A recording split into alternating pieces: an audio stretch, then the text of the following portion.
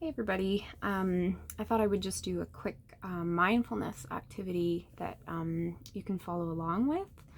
Um, One of the things that is essentially the basis or the foundation of dialectical behavioral therapy is this practice of mindfulness. And it was essentially derived or based on the practices of Buddhist monks. And the reason why it's so effective for people with BPD is the fact that it sort of allows you to take a step back without reacting to something.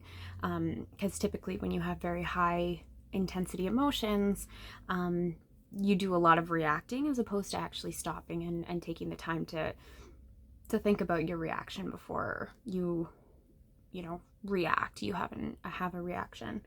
And so it's mindfulness is the way I sort of see it. It's like being able to control your thoughts, and not in like a way that it's like 100% of what you say or think about is, you can control all of it, because that's not really possible. But it's like a muscle, so the more you practice, the easier it gets. And so there's a few that I really like to use for me personally.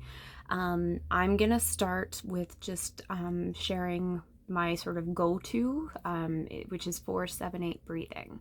And I'm not sure if any of you have heard of that. There's also something called box breathing, which is like you draw a box or a square, sort of, you inhale for 4, and then you hold for 4, and then exhale for 4, and then hold for 4. And so it's like you're kind of going around, you're making like a box or a square.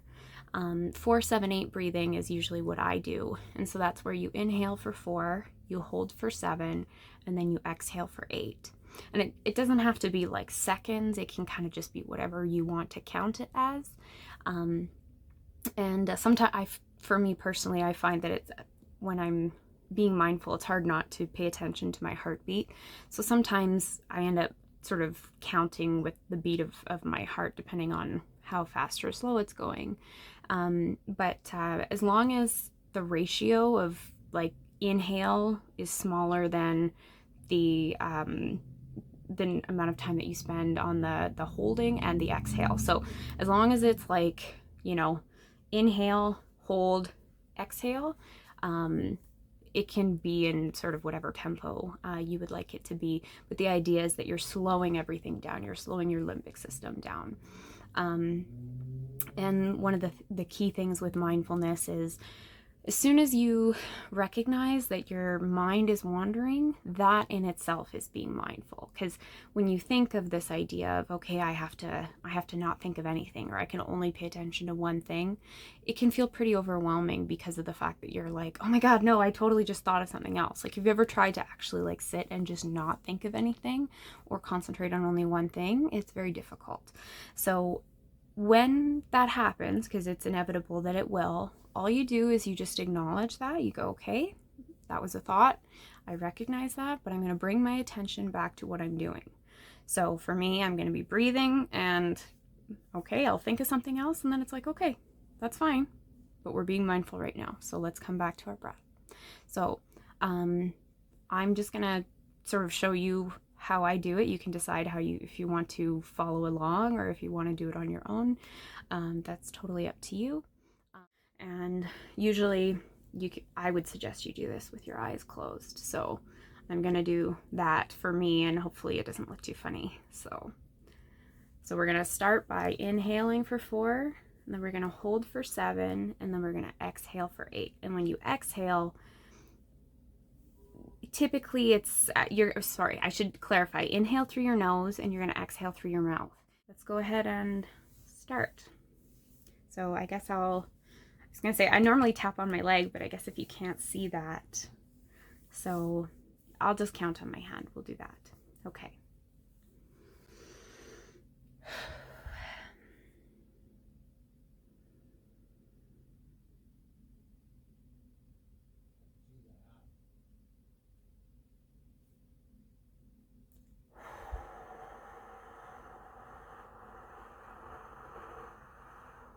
Okay. we're going to do that again.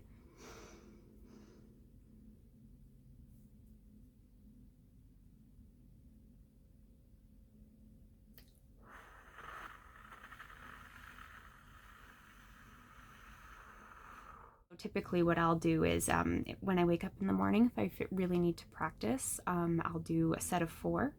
And if for some reason, let's say I didn't eat much the day before and I've already taken my ADHD meds, then I usually wake up with my heart rate accelerated and sort of that physical feeling of anxiety.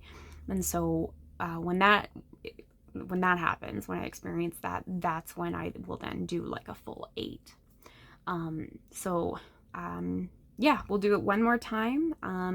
And instead of counting, and I did this in the second repetition, I'll just sort of like, you can tell with my body language in terms of how I'm counting. So, all right. So again, mindful posture. The other thing you can do too, something where you sort of have your hands, you can't really see it right now, but if you have your hands sort of, facing upwards, your palms up, and have them in a relaxed position, that can really also help with sort of that relaxation and even just sort of this sentiment of, opening yourself up. So we'll do it one more time. Okay. So, okay.